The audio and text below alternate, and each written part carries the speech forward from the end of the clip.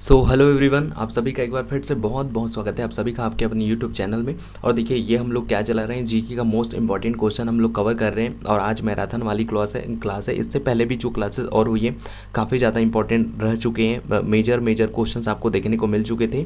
तो चलिए बिना किसी टाइम इसके वीडियो को स्टार्ट करते हैं। ये जो टेस्ट सीरीज चल रहा है उसी का ही अगला पार्ट है, मैंने नाम बस दिया मैराथन।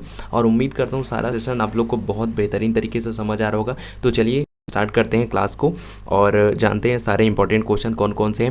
ओके, बाकी आगे बढ़ने से पहले एक चीज़ जो बेस्ड मोटिवेशनल कोट्स है उसके साथ आगे बढ़ते हैं कि बढ़ता वही है जो बदलता है। तो देखिए आपको टाइमिंग के हिसाब से अपने आप को चेंज करना होगा, कन्वर्ट करना होगा, फिर आप सिलेक्शन आराम से ले सकते हैं। ओके, सो यहाँ पे फर्स्ट क्वेश्चन है कि इनमें से कौन दुनिया का तीसरा सबसे बड़ा पन बिजली स्टेशन है। आपको बताना है कि पन बिजली स्टेशन दुनिया का तीसरा सबसे बड़ा कौन सा है। तो इसका सही आंसर हो जाएगा ऑप्शन नंबर 2 यानी कि इटाइपू। अब आपको बताना है कि इटाइपू कहाँ स्थित है। ओके, तो अगला नंबर का सवाल देखिए, इनमें से किस संशोधन में राष्ट्रपति द्वारा भारत के लोगों को हिंदी में संविधान का एक आधिकारिक पाठ प्रदान किया गया है। तो इसका सही आंसर हो जाएगा ऑप्शन नंबर 3 यानी कि 58वां संवैधानिक संशोधन। ओके, तो 58th कॉन्स्टिट्यूशनल अमेंडमेंट के तहत यह अधिकार जो है प्रदान किया गया है। अगला नंबर का सवाल है कि अरावली पर्वत किस प्रकार का पर्वत है। तो आई होप आप सब इसका आंसर ज़रूर देंगे। तो इसका सही आंसर हो जाएगा ऑप्शन नंबर 3 यानी कि अवशिष्ट पर्वत है, रिलिक्ट पर्वत है अरावली पर्वत। ओके, सो अगला नंबर का सवाल है कि निम्नलिखित में से कौन सा चतुर्भुज क्षेत्र के अंतर्गत आता है। आपको बताना है कि निम्नलिखित में से कौन सा चतुर्भुज क्षेत्र के अंतर्गत आता है। तो इसका सही आंसर हो जाएगा ऑप्शन नंबर 1 इंफॉर्मेशन टेक्नोलॉजी यानी कि जो आईटी है वो चतुर्भुज क्षेत्र के अंतर्गत आता है। अगला नंबर का सवाल सुनिए, कलिंग युद्ध किस वर्ष में हुआ था। आपको बताना है कि कलिंग युद्ध जो है किस वर्ष में हुआ था। अब देखिए आंसर मैं यहाँ पे आपको बताऊंगा, लेकिन आपको बताना है कि कलिंग युद्ध जो है किनके बीच में लड़ा गया था। तो इसका सही आंसर हो जाएगा ऑप्शन नंबर 1 261 BC में यानी कि 261 ईसा पूर्व में कलिंग का युद्ध जो है लड़ा गया था। अगला नंबर का सवाल है कि खेल दिवस खालिस्तान को मनाया जाता है। आपको बताना है कि खेल दिवस प्रत्येक वर्ष किस डे पर सेलिब्रेट किया जाता है। तो इसका सही आंसर हो जाएगा ऑप्शन नंबर 2 29 अगस्त। अगला नंबर का सवाल सुनिए कि तमिलनाडु के मुख्यमंत्री एडी पलानी स्वामी ने 27 जनवरी 2021 को किस शहर में जयललिता स्मारक का उद्घाटन किया। तो इसका सही आंसर हो जाएगा ऑप्शन नंबर 3 चेन्नई। तो देखिए क्या है, किसी भी पोर्शंस को आपको छोड़ना नहीं है, चाहे वो करेंट अफेयर्स का मुद्दा हो, चाहे आपका हिस्ट्री का हो, चाहे ज्योग्राफी का हो, चाहे साइंस का, सारे क्वेश्चंस आपको अच्छे से कवर करने। और एक चीज़ और यहाँ पे एक शॉर्ट अनाउंसमेंट कर देता हूँ मैं कि जो आपका करेंट अफेयर्स जो 6 माह का होता है वो आज लगभग आपके टेलीग्राम चैनल पे मिल जाएगा, डल जाएगा। तो आप लोग वहाँ से डायरेक्टली जाके जो 6 महीने का बीते 6 महीने का करेंट अफेयर्स है उसको डाउनलोड कर सकते हैं। मैं आपको उसका लिंक वीडियो के डिस्क्रिप्शन में दे दूँगा, टेलीग्राम चैनल का लिंक, तो आप जाके वहाँ पर डाउनलोड ज़रूर कर लीजिएगा। अगला नंबर का सवाल है कि उत्तर प्रदेश में किस जनजाति के लोग दीपावली को शोक के रूप में मनाते हैं। जी हाँ, काफ़ी इंपॉर्टेंट क्वेश्चन हो जाता है, क्योंकि देखिए दीपावली को पूरे भारतवर्ष में हर्षोल्लास के साथ मनाया जाता है, लेकिन आपको यहाँ पे पूछा ये जा रहा है कि उत्तर प्रदेश में किन जनजाति के लोगों के द्वारा दीपावली को शोक के रूप में मनाते हैं। तो ये काफ़ी ज़्यादा इंपॉर्टेंट हो जाता है, तो देख लीजिए। तो इसका सही आंसर हो जाएगा थारू जनजाति के लोग जो दीपावली पर्व होता है उसको शोक के रूप में सेलिब्रेट करते हैं। अगला नंबर का सवाल है कि दोहान नदी का उद्गम खालिस्तान से होता है। आपको बताना है कि दोहान नदी का उद्गम खालिस्तान से होता है। तो इसका सही आंसर हो जाएगा अरावली पर्वत श्रृंखला से दोहान नदी का उद्गम होता है। अगला नंबर का सवाल देख लीजिए, कन्नौज पर निम्न राजवंशों में से कौन सा राजवंश त्रिकोणीय संघर्ष का हिस्सा नहीं था। तो इसका सही आंसर हो जाएगा ऑप्शन नंबर 4 यानी कि चोल राजवंश जो है वो त्रिकोणीय संघर्ष का हिस्सा नहीं था। अगला नंबर का सवाल देख लीजिए, निम्नलिखित में से कौन सी जनजाति संघ स्वांग महोत्सव मनाती है। देखिए अब यहाँ पे ट्राइबल से काफ़ी ज़्यादा इंपॉर्टेंट क्वेश्चन आ रहा है, तो आपको जानना चाहिए कि कौन, और खास करके जब भी आप किसी भी स्टेट की मतलब किसी भी एग्जामिनेशन की तैयारी करते हैं तो कुछ फैक्ट जो है काफ़ी ज़्यादा इंपॉर्टेंट हो जाते हैं, और ये ऐसे सवाल है जो एग्जामिनेशन में पूछे जा सकते हैं। तो निम्नलिखित में से कौन सी जाति द्वारा खंग स्वांग महोत्सव मनाया जाता है। तो इसका सही आंसर हो जाएगा कोरकू जनजाति। और कोरकू जनजाति कहाँ पाई जाती है, तो ये छत्तीसगढ़ में पाई जाती है। अगला नंबर का सवाल देख लीजिए, उत्तर प्रदेश सरकार द्वारा दिया जाने वाला सर्वोच्च पुरस्कार कौन सा है।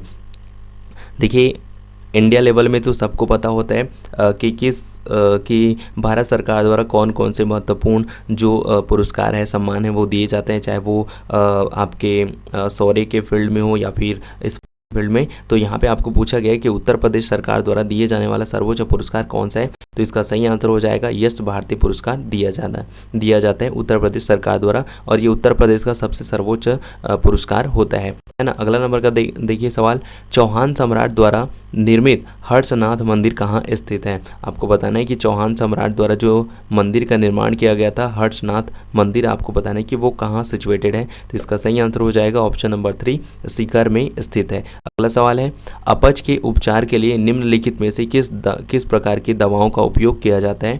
अगर आपको किसी को है ना मतलब डाइजेशन में प्रॉब्लम है तो आपको बताना है कि मतलब अगर अपच है तो उसमें किस प्रकार की दवाओं का उपयोग किया जाता है, तो इसका सही आंसर हो जाएगा एंटासिड, यानी कि ऑप्शन नंबर 3 इसका सही आंसर हो जाएगा। अगला नंबर का सवाल है कि है ना, देखिए ये कंप्यूटर से सवाल है तो इसको हम लोग छोड़ देते हैं, आगे बढ़ते हैं। आगे बढ़ते यहाँ देख लेते हैं कि टेनिस में मई 2021 में इटालियन ओपन पुरुष एकल का खिताब किसने जीता।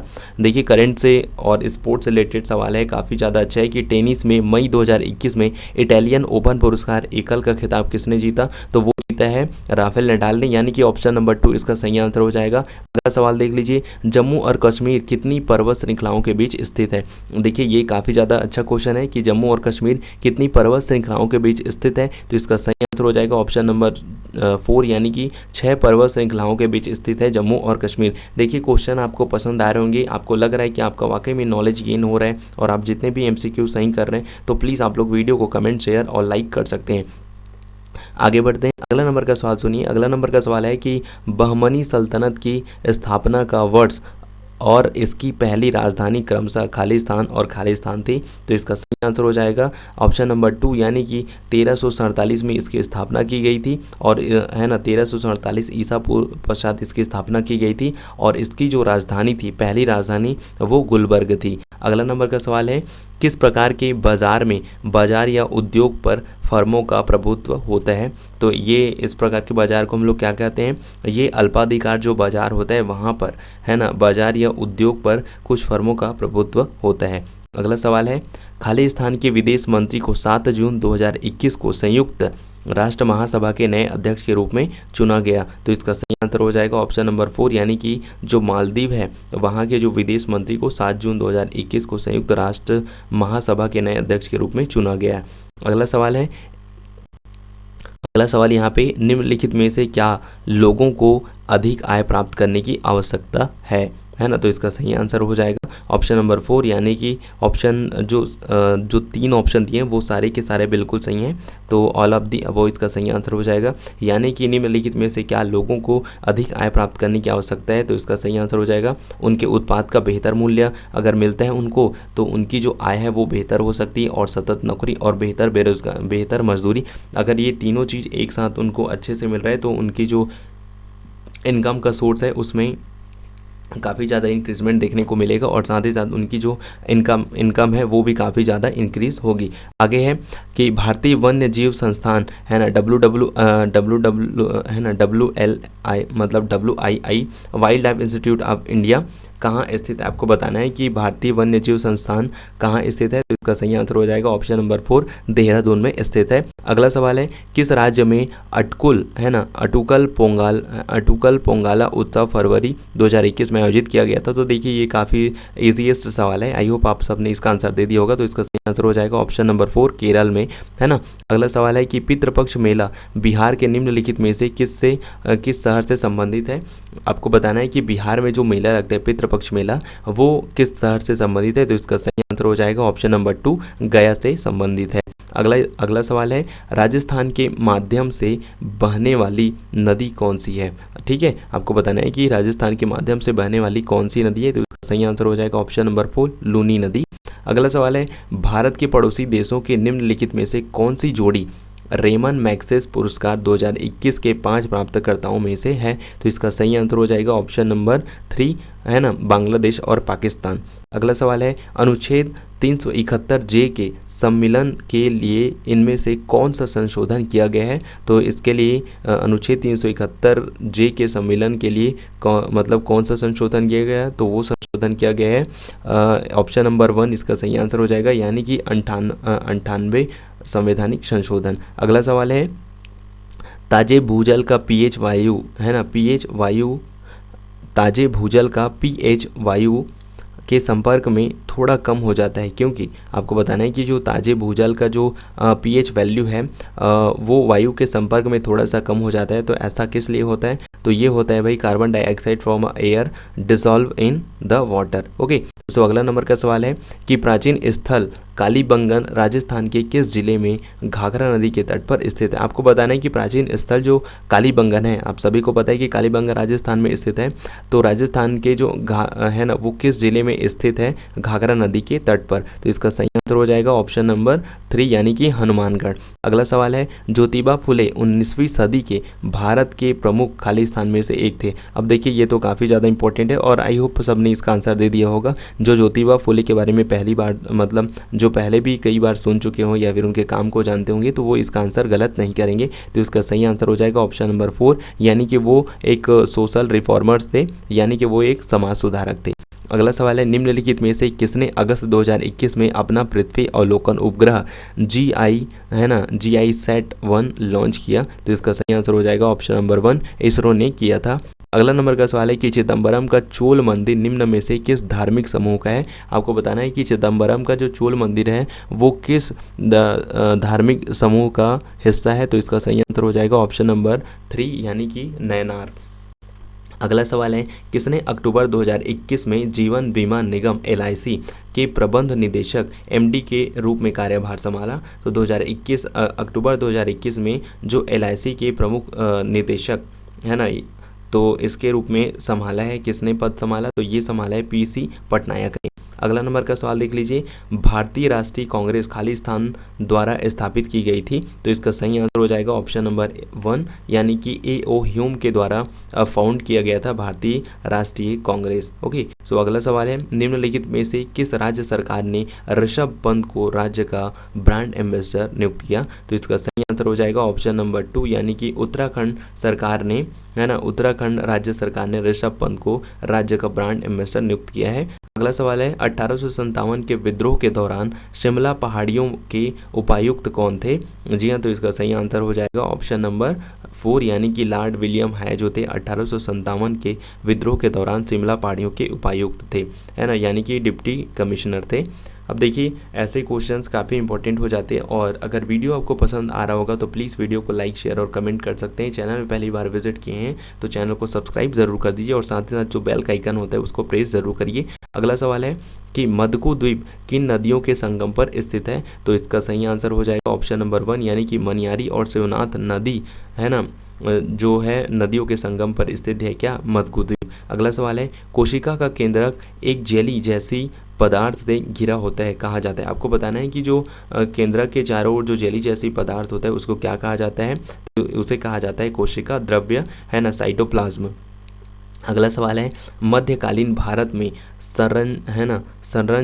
सरंजामी प्रणाली क्या थी? मध्यकालीन भारत में सरंजामी प्रणाली क्या थी? तो ये थी मराठों के अधीन भूमि अनुदान प्रणाली। अगला सवाल है जलवायु अनुसंधान और मौसम पूर्वानुमान में निम्नलिखित में से किस प्रकार के कंप्यूटर का उपयोग किया जाता है? तो चलिए कंप्यूटर का सवाल है, पढ़ दिया है तो आंसर देख लेते हैं। तो ऐसे सिचुएशन में हम लोग सुपर कंप्यूटर का यूज़ करते हैं। अगला सवाल है निम्नलिखित में से कौन सा तारा पृथ्वी के सबसे नज़दीक का तारा है? तो देखिए काफ़ी ज़्यादा इंपॉर्टेंट क्वेश्चन है, आपको बताना है कि निम्नलिखित में से कौन सा तारा पृथ्वी के सबसे नज़दीक का तारा है? तो ये सवाल इसका आंसर हो जाएगा प्रोक्सिमा सेंटोरी। ओके, सो अगला नंबर का सवाल है विश्व बैडमिंटन चैंपियनशिप 2021 पुरुषों के आयोजन में रजत पदक जीतने वाले पहले भारतीय पुरुष शटलर, है ना, कौन बने? तो इसका सही आंसर हो जाएगा ऑप्शन नंबर 2 यानी कि किदाम्बी श्रीकांत बने हैं। 2021 में जो विश्व बैडमिंटन चैंपियनशिप 2021 में जो पुरुषों के लिए आयोजित किया गया था उसमें रजत पदक जीता है। अगला नंबर का सवाल है कि मुगल काल में एक कृषक ने अपनी भूमि पर निम्नलिखित में से किस अधिकार का आनंद लिया? तो इसका सही आंसर हो जाएगा ऑप्शन नंबर 1 यानी कि केवल बंधक का अधिकार।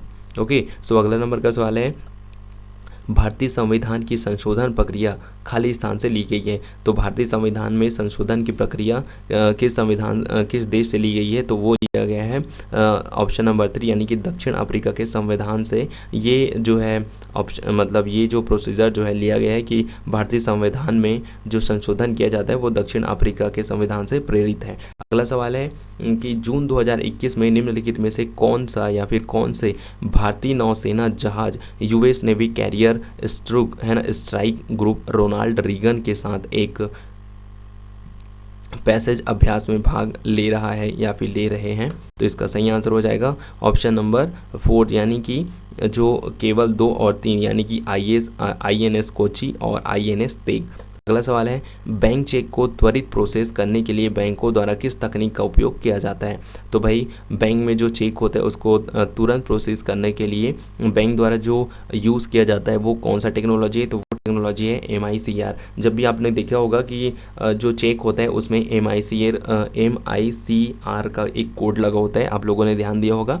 अगला सवाल है कि वेदांथंगल पक्षी अभ्यारण्य किस राज्य में स्थित है। तो वेदांथंगल जो पक्षी अभ्यारण्य है वो आपकी तमिलनाडु में स्थित है। तो इसका सही आंसर हो जाएगा ऑप्शन नंबर 3। अगला सवाल है इनमें से कौन सा राज्य भारत में बांस का सबसे बड़ा उत्पादक है। तो इसका सही आंसर हो जाएगा ऑप्शन नंबर 3। असम में बांस का जो है सबसे ज़्यादा उत्पादन किया जाता है। अगला सवाल है विश्व धरोहर दिवस कब मनाया जाता है। तो विश्व धरोहर दिवस प्रत्येक वर्ष 18 अप्रैल को सेलिब्रेट किया जाता है। अगला सवाल, तो देखिए इस प्रकार से सारे इंपॉर्टेंट क्वेश्चन जितने भी थे वो कंप्लीट हो जाते हैं। नेक्स्ट वीडियो में मिलेंगे आप सभी से, है ना। तब तक के लिए दीजिए विदा। और अगर आप चैनल में पहली बार विजिट किए थे तो प्लीज़ वीडियो को लाइक करिए, चैनल को सब्सक्राइब करिए, बेल आइकन को प्रेस कीजिए। और किसी क्वेश्चन को लेकर आपके कोई डाउट या फिर कोई सुझाव रहा हो तो आप कमेंट सेक्शन में ज़रूर कमेंट करिए। तो चलिए मिलते हैं नेक्स्ट वीडियो में, तब तक सबको bye bye, have a great day, जय हिंद, वंदे मातरम।